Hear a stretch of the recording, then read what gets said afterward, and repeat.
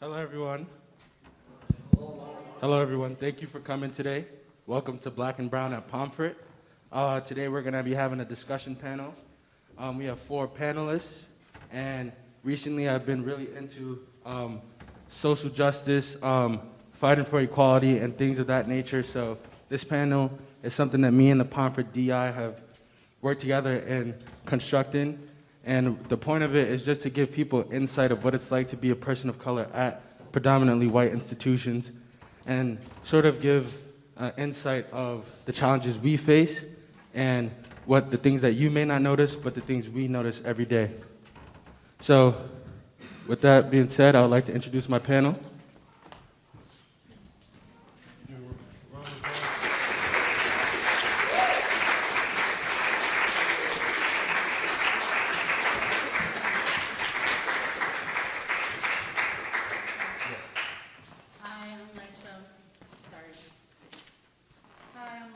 Pronouns are she, her, hers. I'm a sophomore and I identify as Hispanic. Hi, I'm Tay. My pronouns are she, her, hers. I'm a senior and I'm Afro-Latino. Hi, again, I'm Amon. I'm a senior here, and my pronouns are he, him, his, and I identify as Afro-Latino. Hi, my name is Eddy. I'm a senior here. I identify as he, him, his, and I'm Nigerian. Hi, I'm Michaela. I'm a 4-year senior. I use the pronoun she, her, hers, and identify as Afro-European. All right, so first question. What is it like, if you can describe in one word, being a person of color at a predominantly white institution? I would use the word confusing. I would use the word chameleon. I would say survivor. I would say intricate. And I would say proud. So, chameleon, Tay, would you like to give us some insight on why you said that? Because I find that very interesting. Most of the time here, honestly, like you have to like change up. Like I wouldn't act the same way that I do at home that I do here, and it's mostly for survival, not for like just to benefit. Most of the time, it's really just straight survival. So that brings us into code switching, and that's basically what being a chameleon is. Code switching, I know many of us code switch, and basically what code switching is adapting to the environment you're in order to feel like you can be successful, fit in, things of that nature. And code switching is not just for people of color. Anyone can code switch. That's something that's not common knowledge. Anyone can code switch. It's just adapting to the environment you're in order to fit in. So I know a lot of us code switch. A lot of us code switch without even knowing. So is there any examples of times that we feel like we code switch, or do we code switch here even? I feel like I code switch here around like my friends and faculty that aren't people of color because they expect me to act a certain way or sound a certain way. And I feel like I have to kind of sound well-spoken in a way in order to fit in or like not meet their expectations or stereotypes.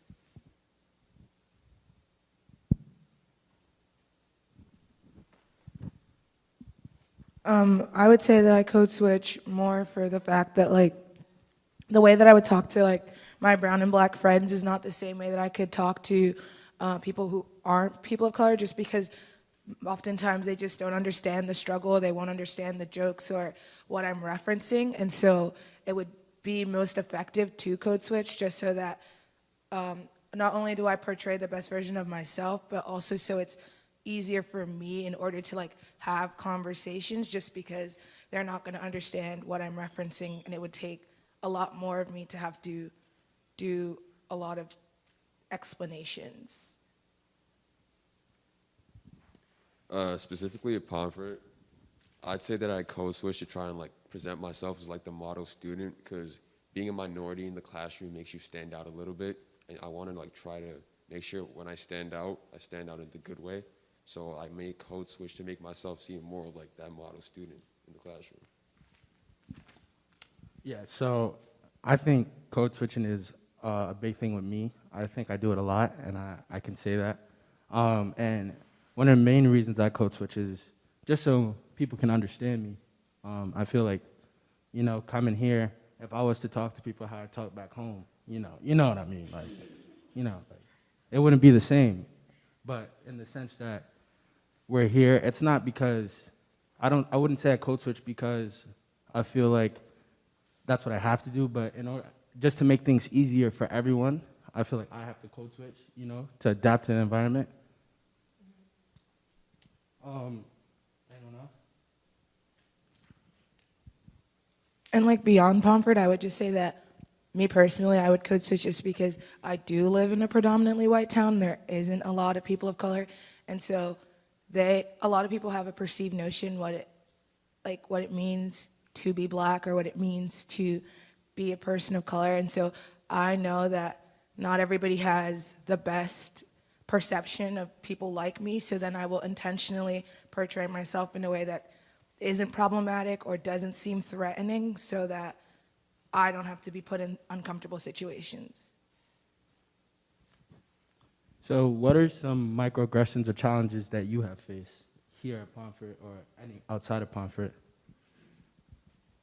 Okay, so constantly at Pomfret, people genuinely call you the wrong name, and it mostly happens actually no, it happens to literally all the colored people at Pomfret. Like, I get called Angel, Janae. Meanwhile, those people aren't even here anymore. Like, I don't understand. Like, why you literally watch them walk across the stage and graduate? So I don't understand why their names are being brought up, or like we all look totally different. Like, I do not look like Michaela, not at all. So I don't understand why.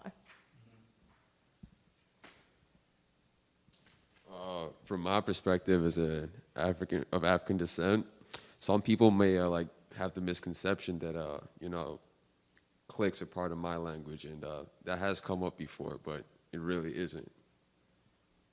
So for those of you who don't know, clicking is a part of a language in some African tribes. And here in America, it's tend to be made fun of because of the way it sounds, because it's not really words, it's more of sounds. And we tend to mock that language that is spoken and make fun of it. So I guess with Eddy, a lot of people, since he's from Africa or Nigeria specifically, they automatically assume that he speaks that. So therefore, that is a microaggression. And just like, how does it make you feel? Like, do you care? Do you not care? I mean, sometimes I don't really care that much because it's with my friends, but I feel like it would be a lot better for them understand that it's not really my thing. And do you feel like it's one of the bigger problems you have? Well, that and other things, because I'm not just black, but there's that intersectionality of being not from America too. So there's a lot of things that come with that. Yeah. I have another one. The common misconception that everybody's from Africa, first of all. Okay, Michaela's Afro-European. She identifies as Afro-European, but I've never been to Africa, first of all. I've never even been out the country. I live in New York. I don't understand. Kind of the same thing for Hispanics. I remember my first week here, I was told that I told them that I was Hispanic, and it was kind of obvious because I wasn't speaking English. But I feel like when they thought that I was Hispanic, they just automatically thought I was Mexican, and that's something that I get. And they group Mexicans with Hispanic like it's the same word when it really isn't, and we come from different countries. Kind of going back to Taze, I would just say that in my 3 years so far at Pomfret, then it was very common for people to misname me for other black students, but I would say that this year it hasn't happened just because at this point everybody knows my name, just because I'm constantly on camera, I'm constantly in the position to be talking to the whole school, so now people know my name. But I don't think that it should take being school president or being a big personality on campus in order for your name to be known. And another thing that I would say is one of my biggest grievances in terms of microaggressions is when people kind of take our accomplishments and say it's only because we're black or it's only because we're people of color. Facts. I don't think it's fair to take my accomplishments or take the hard work I put into the things that I do and acknowledge it just because I was black. My biggest grievance being that, like, yes, I am school president, but I did not win because I'm black, and a couple people said I won because of affirmative action. And I'd just like to say that's not what affirmative action means. It's not even applied in elections.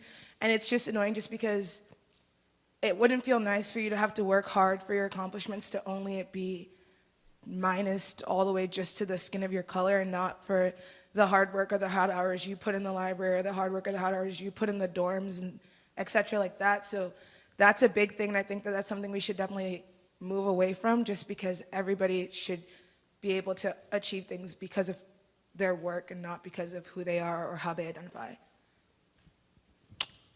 So I know this is a common microaggression that maybe, I don't know, maybe we all have or some of us have faced.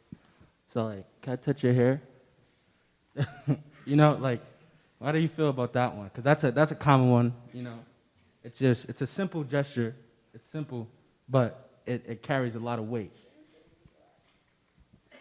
I just want to state, I'm not a petting zoo. I'm not a dog. Don't pet me. Don't touch my hair. And especially if you don't ask to, unless I have something in my hair and you're like, can I please get this out of your hair? Don't touch my hair, please. Thank you. I feel like my first week, not even my first year, it was like my freshman year. When I was back at home, everybody had curly hair, everybody had like textured hair. And then I came here and I swear like ever since this, like, coming into this year, I've had one person consistently ask me if they can touch my hair. And that's the only person who's ever asked. And I have like, usually have jewels in my hair or something. And they just like go for it. Like even, it's not even just students, it's like teachers too. They're just like, oh, this is nice. And then they like go to touch it. Or they're like, oh, your curls look so defined or something.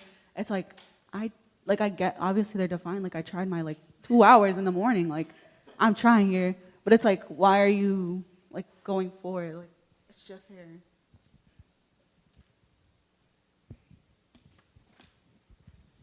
And just referencing how you said 4 hours, this isn't a reason to not touch it, but just because it does take us a lot of time, and you don't really know what the implications of your touching can do. Like, our hair is not similar in texture or in terms of like itself as Caucasian hair, and so like our hair can break from over touching it. So like it's not just because we don't want to be touched, but it's like there are a lot of reasons why it would negatively impact the way that we look.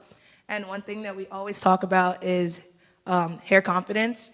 And for all of us on this panel, I can speak on behalf of them in saying that we feel best when our hair looks good. And so when you touch it or stuff like that, or acknowledge that it may look different, it does impact us slightly just because hair confidence is a thing.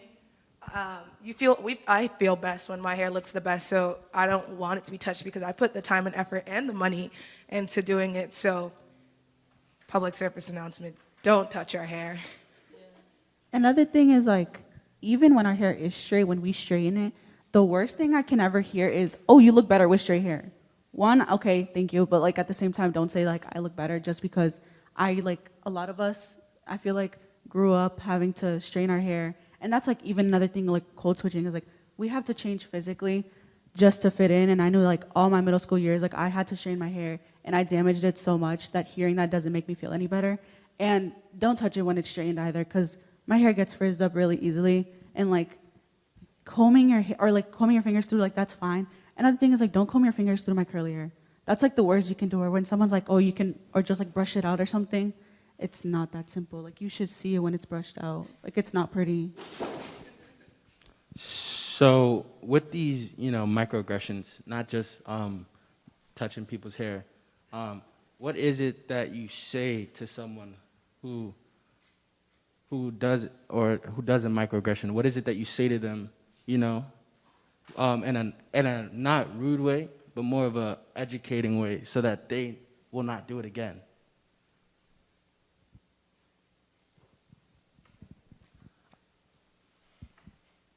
For me, I don't know, I feel like I try to like walk away from the situation because I don't feel like, we kind of talked about this a lot. We feel like we don't have to educate people, and like it isn't our responsibility to educate you on what you should and shouldn't do or should and shouldn't say to people of color. And I feel like overall, it's just about educating yourself. Like if we do get like kind of annoyed or something, like I try to make a joke out of it and be like, haha, like you didn't ask, like kind of funny, but like it isn't a joke. Like I genuinely like just got mad because that's like annoying. And I made it very clear to you, like I just don't like people touching my hair or like making assumptions. Like I feel like when you say something and you know that you're making an assumption, why continue? Like think it through. It's just about thinking it through and like thinking before you say something. And about that, so like, there really isn't a right way to, go about this. There really isn't an answer because, previous, like what it was said, we're not responsible to educate people on the things that they should already know. But what I do try to do when I do hear these microaggressions, especially more recently, I ask the person, what do you mean by that? You know, what was it? What's a microaggression? Give me an example. So, for example, Michaela's went in the president and she said some people were saying she only won it because she was black. I've heard that before. I've heard, you only got this because you're black. You only, you only are so popular because you're black. You know, just things like that. You only this because you're a black athlete. You know, things like that. And every time that's said, I ask, what does me being black have to do with my accomplishment? If you had to separate those two and put them in two different categories, can you connect them? You can't. There's no way to connect the color of your skin to your success. That's why they are two different categories. That's why they are two different things. They don't respond.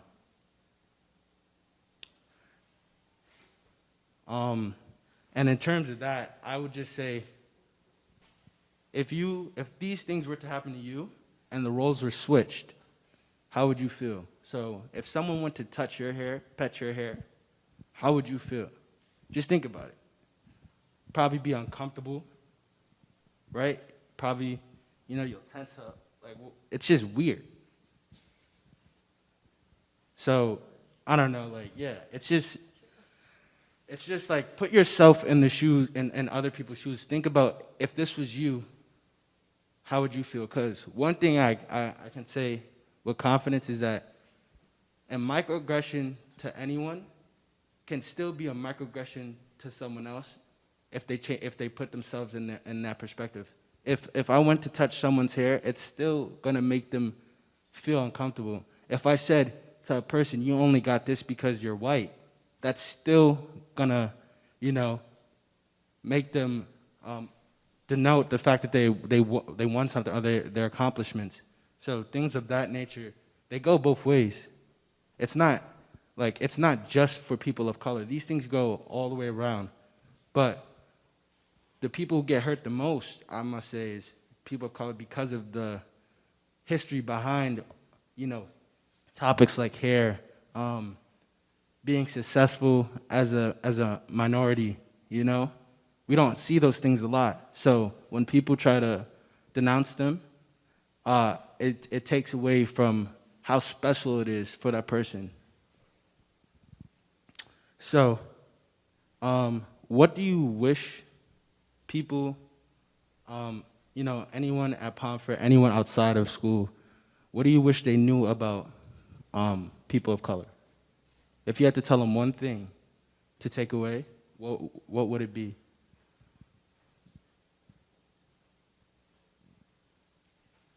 Sorry, I'm thinking. I can go. I like this. I like talking about this. Just a quick one. Like, I'd say the only difference is our skin. Like, we're the same people. We're built from the same things. The only difference is our color, so I don't see why we should be treated any way different. It just kind of goes back to like identity. I think a big thing is don't make assumptions because we're very multifaceted individuals, and just because we're the same color doesn't mean we all have the same lived experiences, and we do have some common similarities, but that's not enough reason to kind of like group us together, because you wouldn't want that either. Just because you and somebody else have the same color skin, you would assume that they come from the same walks of life where they all had to experience the same things. Big thing is like we're not all from New York, or we're not all from Africa, like Tay said. I've been to New York 2 times, and I did very touristy things. I saw the Statue of Liberty. I went on the George Washington Bridge, and I left. I never really experienced New York. And so when people tell me I'm from New York, I'm very confused because I'm not. And I just also never experienced New York in that sense. And it kind of just like goes back to names. Like, we're not all from the hood, and we all don't have hood sibling names. A lot of people assume like the names of our relatives just because we're black. It's not like that. And so I think a big thing is that just knowing that, like Eddy said, we're all human and we all are not the same whatsoever. And Eddy's from Nigeria. I said I was Afro-European. I've been to Africa as well. I've been to like 5 countries, but his experience in Nigeria is not the same as mine in Zambia or Uganda. And just because we both went to the same continent doesn't mean we have the same practices. We might listen to the same music, like Afro beats, but what he does in his house is not what I do in my house, or what Tay does in her house. And so don't combine those. To like further her point, we're not all the stereotypical black person or person of color. Like she was saying, not all of us are from New York. Yeah, I'm from New York, but I don't live in the dang on city. Like, not every black person lives in the city, or a person of color lives in the city. Like, I literally live in Long Island. Like,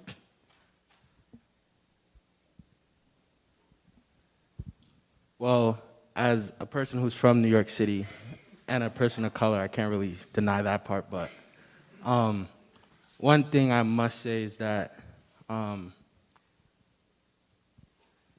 it hurts when we have to talk about situations like this. And notice how we're all of us here are saying we, and we're not. But I want the we to be everyone in the auditorium. I don't want it to be we right here.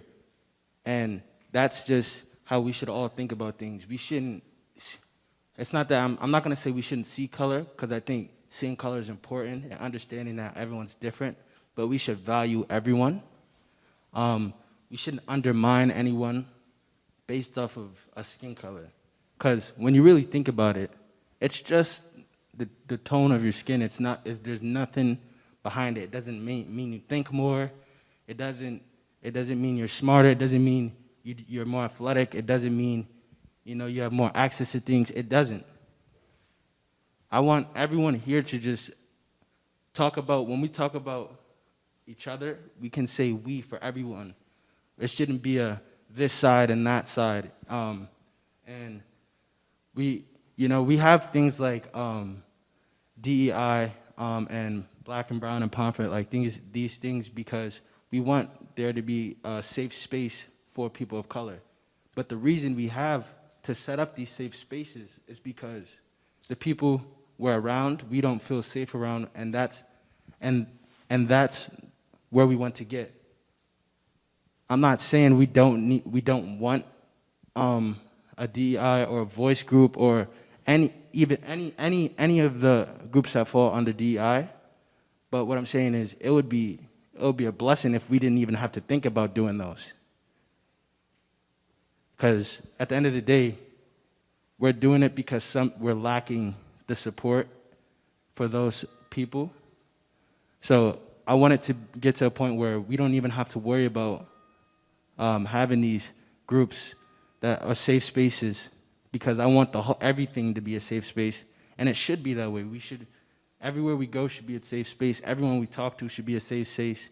We shouldn't, we shouldn't go into school, and this is for everyone. You should never go into school worried about what someone might say. We shouldn't, if we go into certain rooms and we see the people around us, we shouldn't be. The first thought we shouldn't have is, oh God, I hope no one says something this time. Like, it shouldn't be like that. It should be more of, you know, I'm excited to be in a group filled with all these different people that are gonna help me further my knowledge in the world rather than put us down or undermine us or look at us differently. And we're not saying that this is everyone in Pomfret, at Pomfret. We're not saying that at all. If anything, I think when we were talking yesterday, we were actually saying, I know me and Michaela were saying like, it's not like trauma, you know? It's not trauma. We're not saying it's bad here at all because we've seen worse. It's the sad truth, but we have seen way worse. We've heard way worse. We've been through way worse. So I think that brings the discussion to an end. So can you just give my panelists a round of applause one more time?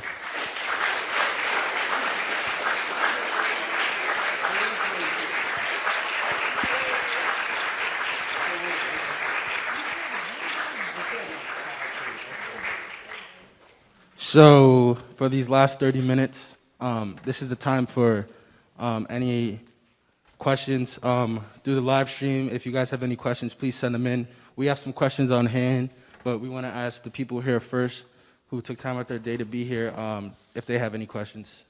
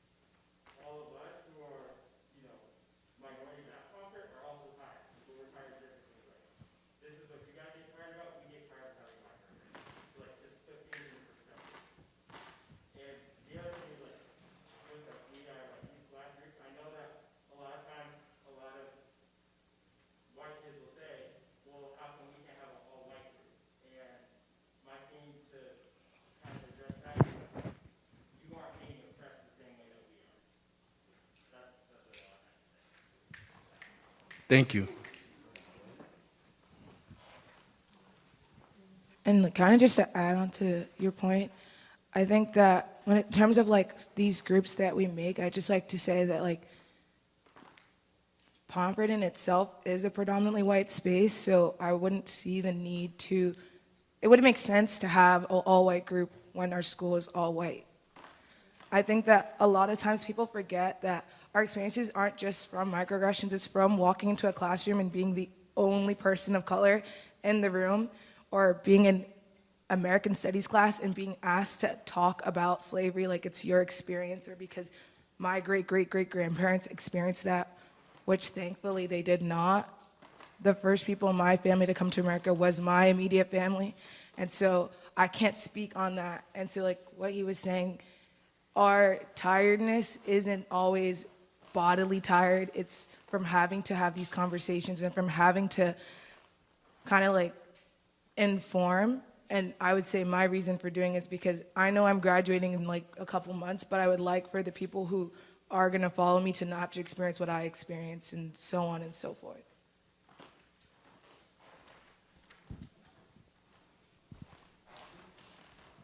Also, I would just like to add, like, most of these groups, like Voice, they're open to everyone. They're honestly there to educate you and yourself. So every time, like, I hear people ask questions, I honestly say, well, you could have went to a Voice meeting, you could have done this. Like, it's not my job to educate you.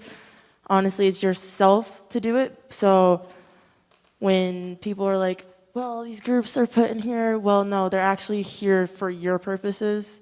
Like, it took us how long to get a Black Infinity group itself, so because we couldn't even have that actual safe space at the time, we opened it up anyway.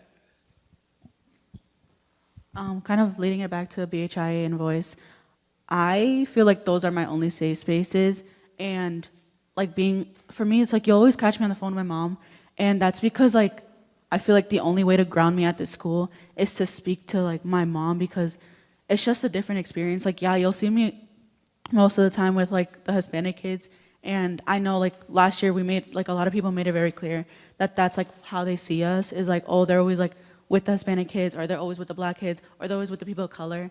And I feel like that's like, it's the reason why is because that's the only time when I feel safe. That's the only time when I feel comfortable enough to be my complete self and make the jokes that I want to make, or like say the things that I want to say without worrying about making people uncomfortable. And for me, voice is like, it isn't about sitting down and talking about your feelings all the time. Like you'll see, like we have so much energy in that group. BHIA is like for Black, Hispanics, and Indigenous students, but like voice is just for everybody. And I feel like that's what people get mixed up, and they're so scared of joining groups. But if you're so scared and like you're so uncomfortable, it's like that's what worries me instead of actually joining the group, because I get excited to talk about these things. And sometimes it's like you'll learn. I learned a lot last year, and I feel like that's why like I just signed up to be like president or something, is because I wanted to have that responsibility, because I know my freshman year kind of sucked. Like I was literally me and 2 other Hispanic girls, and then that's about it. But this year I feel like there were so many more Hispanic students, and we joke so much about like being Hispanic and the language itself.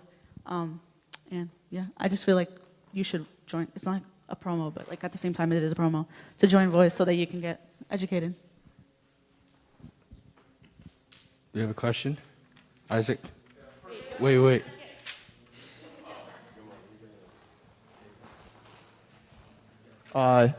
First of all, I'd like to congratulate you all on an excellent panel. I think you really did a good job, and you definitely opened my eyes to a lot of things that I definitely wouldn't have noticed in my everyday time here at Pomfret. But I had a question about code switching. So, growing up in an Italian-American Jewish family, in a predominantly white area, going to prep schools the majority of my life, my only exposure to the cultures of people of color were either, in school and I guess a little bit with music too. But with how much you guys described code switching to be apparent in your lives at school, do you think that a better way for me to understand your culture would be for you to refuse to do something like that? To code switch? Elaborate on that a little bit. What do you mean by refuse? So, you say that you guys switch, your personalities, everything ranging from your personalities to the way that you wear your clothes and your hair. Don't you think that it would be an easier and more natural way for me to understand your culture if you brought the culture that you use at home here to school, instead of changing the way that you act? I feel like we have to do that because that's our immediate reaction, being the minority group, because we can't just immediately come out as ourselves as being like that little group. As being that little group. And you have to like try to understand, we have to like mix in with your bigger group, the majority at school.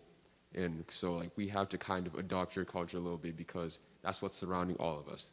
You gotta like try and understand you guys a little bit more before you can get to understand us. Because when you surround us, we feel pressured and like that we don't have many people to relate to.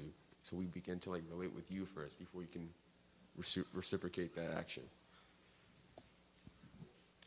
And when you say like refuse, why don't we refuse? The reason we don't refuse is because that was what we were doing before. We were not code switching beforehand. So code switching was brought about because it was a new way to sort of get to places like Pomfret. If we didn't code switch, we probably wouldn't be here. If I went on let's say I went on one of my school interviews and I was just, talking like how I talk to my boys back home, like there's no way I'm ever getting accepted to a school like that. No way, And that's just the reality of it. It's fitting to the environment, like I said. Yeah. Also, like, when we code switch, it's like everybody code switches, like, regardless. all people code switch. You might not notice it, but like say if a white person comes up to me and they dap me up, I guarantee you, like, they wouldn't dap up anybody else. Like, that's not a thing. Like, they did it because they seen my color. They did it as in to code switch to fit in for themselves. So everybody code switches, but when we do it, it's not as in like, there's no malicious intent behind it, or it's not to make anybody else feel bad or make anybody else like, it's honestly just, it's like really a survival tactic. I'm not gonna hold you. Like, Another thing is like if I am comfortable around you and I'm speaking the way that I speak at home or I speak like around the people of color, I feel like the people around me would start to get a little too comfortable and like try to make these jokes or try to like, I don't know. I feel like just say certain things where it's like it's always happened. If I try to like be my complete self around someone who isn't a person of color, they get a little too comfortable, and I don't think that's something that I want to risk.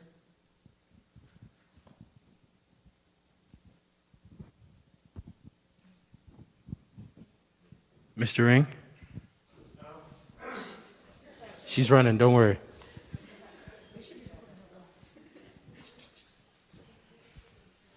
I guess I'm wondering what, as an adult in the community here who wants to create an environment that is welcoming to everyone, like you said, what is it that, or how would Pomfret look to you, or how could we be a place where we were more, not welcoming, because I think that we're welcoming, but a place where, as a new student, you came in and you didn't feel as much on edge. I don't think it's probably realistic to come to a PWI and not be, sort of have your senses heightened. But what can we do to help, I guess? What would that look like to you guys? For new students? I guess for new students and, as you progress through your time here, to create an environment that is the one that you'd want to be in and to be proud of. Well, I think it starts with faculty, just the little things faculty just can't mess up because that trickles down to the students. So like, even like the forgetting or switching names up and referring to people who are not even at the school, that hurts the community because that shows that if staff are not able to, come correct with that, then there's no way the students will, because like we said, staff and teachers are here to educate students, not in just one subject, but in all aspects of life. That's why the students and teachers live with us, so that we have that 24/7 access to, gaining more knowledge. So I would say it's important that faculty here and teachers here and staff here are making it making it a priority to lead the campus and showing that just to lead the campus and not messing up things like names, or even like the way teachers talk to some students. And I've had my experiences here with teachers, and I don't know. For some, there will always be the very few teachers who you can see, you just really bring them out of character, and you don't really know why, but you start to notice you get them out of their character and you question it, and it's sort of how you take response to that. But yeah.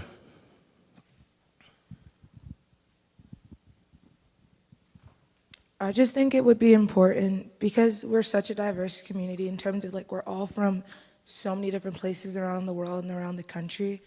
We just need to start educating people earlier so that it doesn't happen in the middle of the year.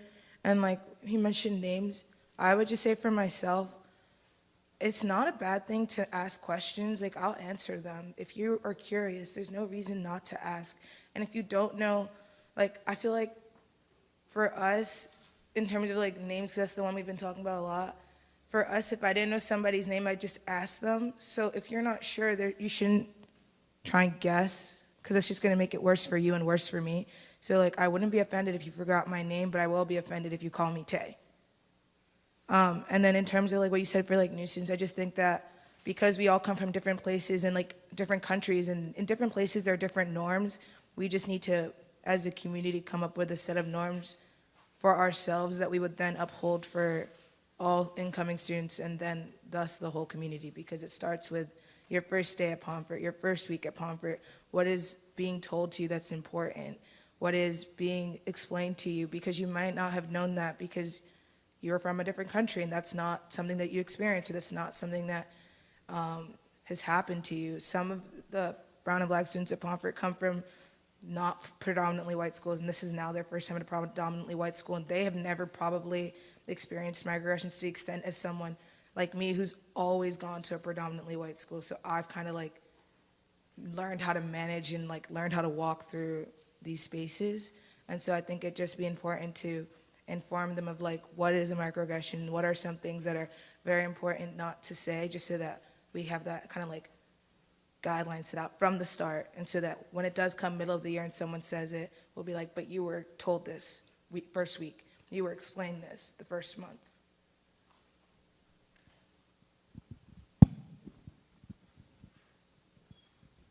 What are things that we can do as white students and white individuals to show you that we're committed to making this place a more safe place? Like, what can we do as individuals, I guess, to make your lives easier? It's pretty simple, actually, because one thing that I noticed is that most of the things that are said that can be corrected are said within people that they identify with, you know? So most white students will say, I don't know how to put it, will say microaggressions, or even say things that you know are not right to be said and they wouldn't say around us. They'll say that to their friends who are probably white as well. So as white students at Pomfret, I would say it's simple. You correct them on the spot. You correct them. If you get corrected by your friend, that's worse than getting corrected by your parents. That's a fact. If I was having a conversation with these people right here, and one of them said, "Nah, Amon, you should never say that," I would feel like an asshole, you know, like, yeah.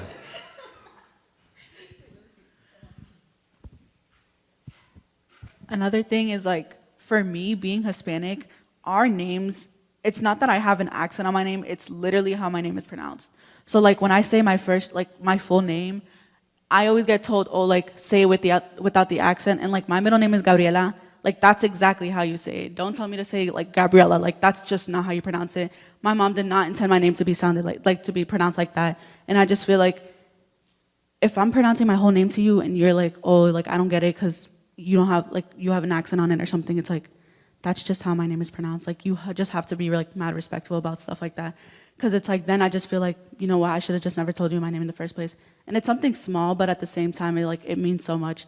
Just because it's like, I feel uncomfortable. Like, you just feel like, I wouldn't say, like, white something down, but, like, kind of, like, sugarcoat things that, like, aren't not supposed to be sugarcoated. Fully felt that. I think if you're a white student and you want to learn more, kind of like our promo, go to Voice. I know so many people during the whole like George Floyd situation, everyone was like, oh my God, I'm gonna go to Voice meetings. Oh my God, I'm gonna learn so much. Oh my God, we're back at school and you haven't gone to a Voice meeting. So don't do performative advocacy, one. Two, if you do want to learn more, there are spaces, and you can ask, I'll say for myself, you can ask me questions. I want you to become more educated citizens so that when you do leave Pomfret, you're gonna be a better person in the world. It's not just about like being a Pomfret. We're humans in the world, and we all need to make sure the world is a better place. And so if you wanna learn more, there are these spaces. Ask questions in your history classes. Ask well, ask me, I won't talk for them. Ask me questions if you'd want to ask questions. He said they're ready to answer.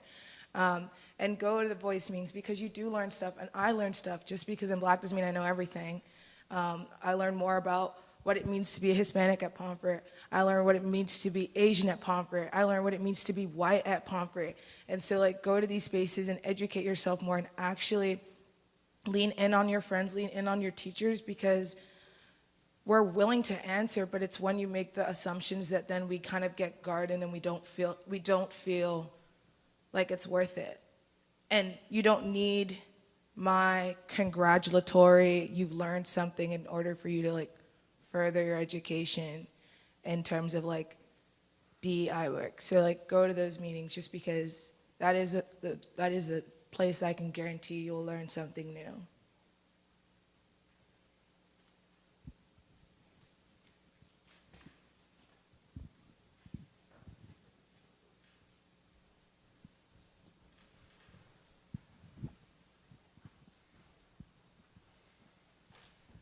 Okay, I just wanted to say that, like, this is my first 2 months here, and, like, the times that I only felt, like, the only times that I've really felt, like, fully comfortable, like, being myself is at, like, voice meetings and being around these people on the stage, and I feel like, I just feel like that's, like, really sad, I guess, because, like, the only times I don't feel really comfortable around, like, everybody or people in my classes, because like the only teachers that are like black or people that I can talk to about certain things like this are like Miss Hammer, and like that's it, I guess, because I don't really know anybody else. And just like opening like groups and letting people know that groups like that are open the first week when you get here is really important, so you know that you're not alone and things like that. I shouldn't have to go around and find groups like that or find people. Like they should be introduced to me the first week I get here, or the first times I like talk to people, I guess.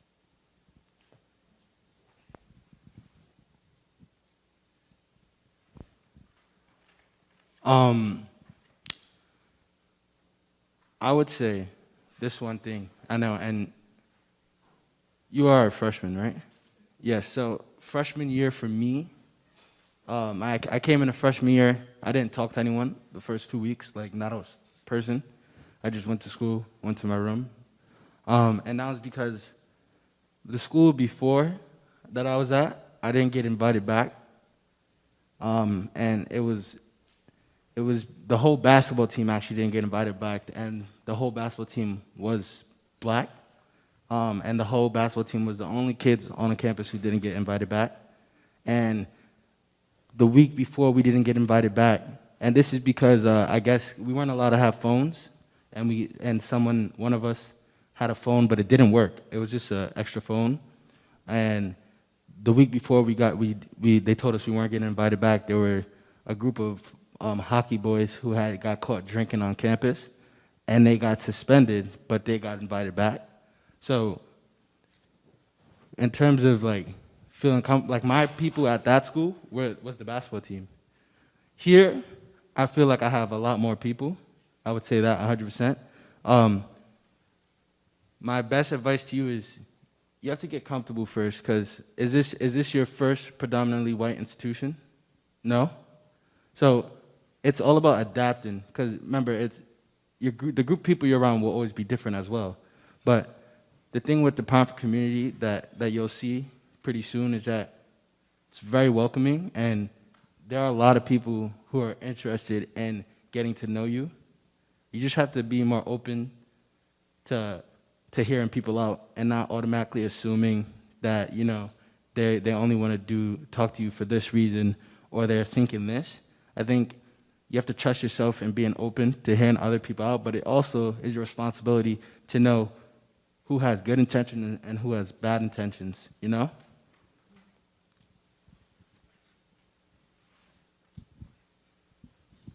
And also, just like for all new students, I would just say it's probably a lot harder to get to know a bunch of people in your community in the middle of like COVID, masks. You can't go into other people's dorms, etc. So I do feel for you, and I do have empathy for you, because as much as our freshman experiences are individually different, I know for any new student, this is probably really hard to be at a new school and then on top of that, be a person of color at a new school, it might feel a little bit more isolating just because it's harder to have those natural conversations when you can't hear someone across from you in the dining table, or you can't walk into their room. And so I do empathize, and I don't really know what a solution would be, just because this is the state of the country, and like health comes first. But like Amon said, we do just have to be more vulnerable, and sometimes it does take putting in that slight more effort, or it might feel like more effort, but in the long run, you'll end up making friends that could be lifelong friends, and friends that, like, I know I've made friends here, and I've made relationships with teachers here that I know would surpass more than my time at Pomfret. And that's just because we had to put in that extra time to, like, reach out. And especially now, you're probably gonna have to reach out more.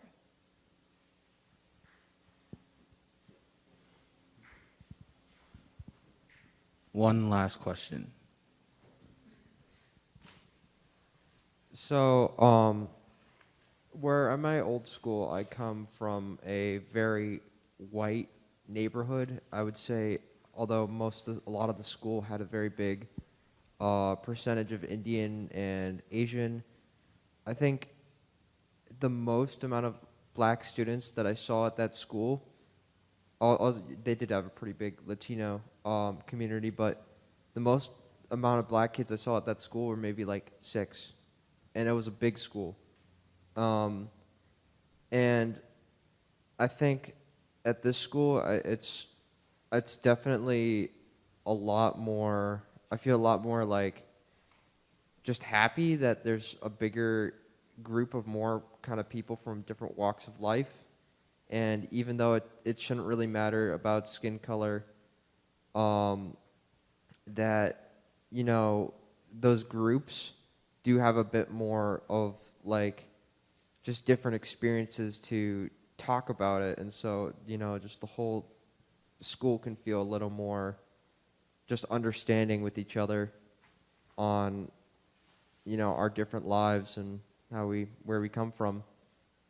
And the main question is just, how do you think in the future that if, you know, more experiences like this happen at school, how do you think, you know, these kind of groups will look like in the future? Do you think it will be, things could look a lot more just open, and will there even need to be a reason for safe spaces?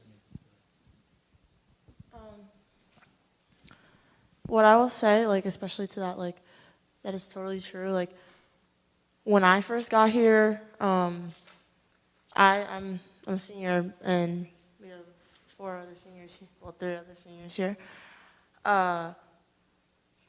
When they came in, it was a totally different experience, honestly. Like, and the seniors, like, when I was a sophomore, that talked to me, their experiences were way worse. So I can say, honestly, Pomfret's doing a great job to opening and bringing in more students of color, because we used to be able to just, like, we'd be like, okay, we got these 2 students in this grade, 2 students in this grade. We used to point them out. Now, like, you could say it's, like, grown a tremendous amount to the point where I don't even know, like, how many students of color are in the freshman class this time. So, yeah. I just want to say that, for example, voice is like a really good thing. When I first came here, I came from a predominantly black school, and like it was a huge culture shock when I first came to Pomfret, and like I struggled to find like the only other 2 black boys in my grade, and like that was really like uncomfortable for me, because like I felt like I didn't really fit in most places. And like what I like most about voice is that it's open to everyone. So like I get to see other people of color, and I also get to see like allies there who are willing to help and like aid my growth at school, and like how comfortable I feel at Pomfret. And like they're always open to like, voice is a place to learn. And like if I see you at voice, like I feel like very like, I feel like gratitude that you're like willing to learn more and like help to make people of color feel like more accepted at school.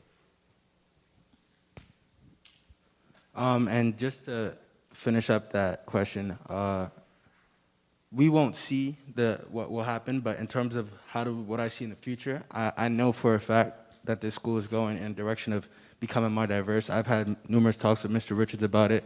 There's plans, but we won't. I'm not going to guarantee that the freshmen here will see them, but if you come back in 10 years, you'll see the difference. You know what I mean? These things are not. You can't just snap your finger and it changes. It takes time for these things to happen, but it's going in the right direction. So that was the last question. Does anyone have any closing statements before I close?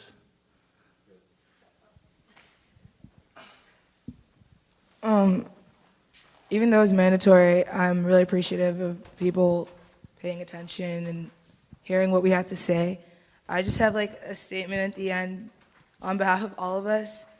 We did this to educate, but we would just ask that you internalize what we've said, and we've all come to the consensus that we don't need anybody's congratulations for doing this, because I did this because I want the experiences of my friends who are younger than me to have a better experience next year, and so on and so forth. But I don't need an email that said I did a good job. I don't like that. They don't like that. Because it just seems like performative, and it's like, you didn't need to do that. You can just internalize what I've said and leave more educated than when you got here, but you don't need to tell me that you got educated. You got educated, I'm happy for you, but you don't need to tell me that you were.